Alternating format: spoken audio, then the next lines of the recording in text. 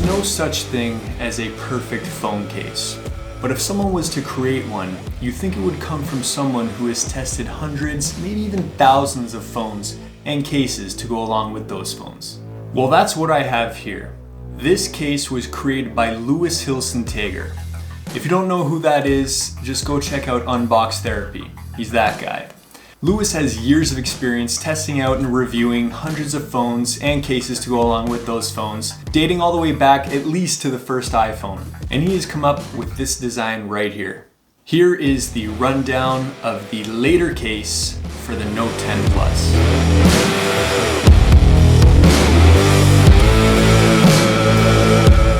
So some things Lou had in mind when he was designing this case. He wanted this case to be a very slim case that you barely notice when it's on your phone. He wanted to make the case out of quality Kevlar carbon fiber. He wanted laser precision cutouts. He wanted the case to be easy to take off and easy to put on. He wanted a case that added grip but did not stick to your pockets. So now that I've been using this case on my phone for over a week now, I'm happy to share with you guys my thoughts on this case. First of all, as for being a slim case that you barely notice, he did a great job on that. The case is very light, it's only 11 grams and it is 0.6 millimeters thick. And I can say that when this case is on your phone, you don't notice it at all. Aside from a little bit of different texture on the back, you really just feel the weight of your phone, and that's kind of cool. As for the Kevlar carbon fiber, well, I'm not an expert in those materials or anything, but I can say it does feel like high quality material. I have felt the cheaper plastic cases that are claiming to be carbon fiber, and you can immediately tell the difference. This feels expensive. And it is kind of expensive, it's $39 US. So for that price, you would expect a good material. As for the laser precision cutouts, let's start with the camera cutout. Okay, the camera cutout was very nicely done. It surrounds the camera and it ramps up ever so slightly right to the edge of the camera bump, so you have a seamless flush feel, and it looks and feels really good. You did a good job with the camera cutout.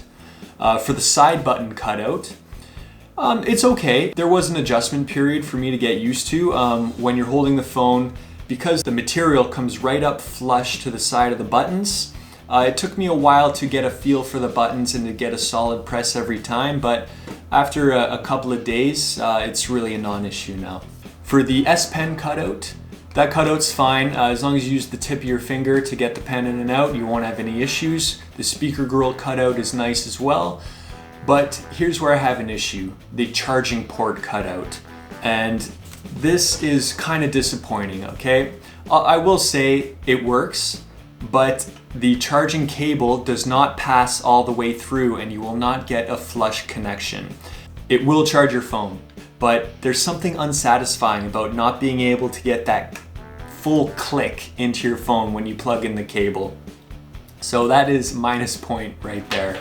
And this is the official Samsung cable that I got with the phone, okay? So laser precision cutouts, maybe this was an oversight, maybe they don't even know about it, or maybe they just don't care. Maybe there's an explanation. Maybe they couldn't make the cutout any bigger, or else it would compromise the integrity of the case. I don't know. I would be interested to find out that answer.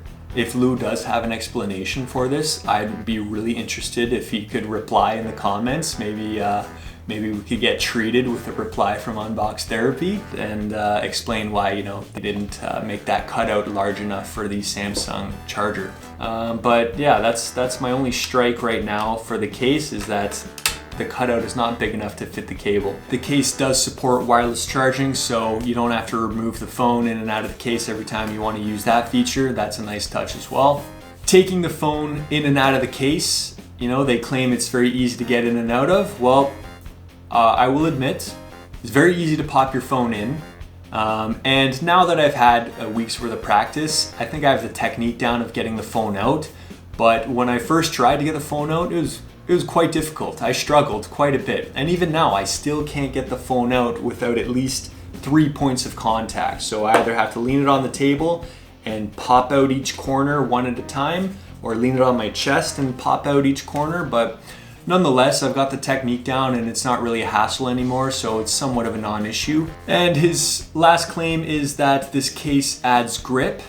but it won't stick to your pockets.